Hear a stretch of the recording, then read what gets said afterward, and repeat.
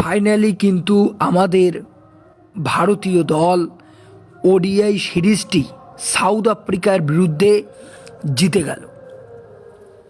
এই ম্যাচটি নিয়েই আজকে আমি সংক্ষিপ্ত আলোচনা করব। মনোযোগ দিয়ে ভিডিওটি দেখুন। সবার প্রথমে বলি, আজকে প্রথমে ব্যাটিং করতে নামে সাউথ আফ্রিকা।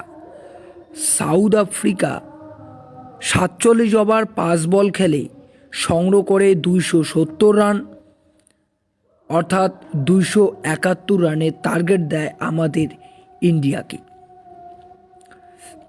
আমাদের ইন্ডিয়া ব্যাটিং করতে নেমেই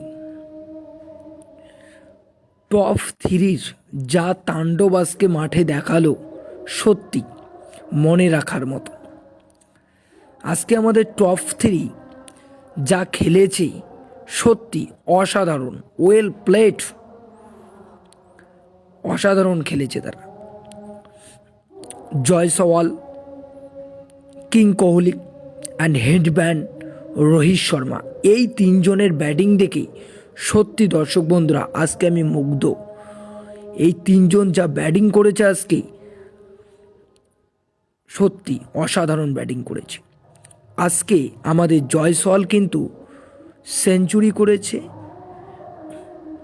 আমাদের হেডম্যান রোহিত শর্মা 75 রান করেছেন, এবং আমাদের কিং কোহলিও একটা ভালো ইনিংস খেলেছে। পরিশেষে একটাই কথা বলবো, আই লাভ মাই ইন্ডিয়া। ধন্যবাদ।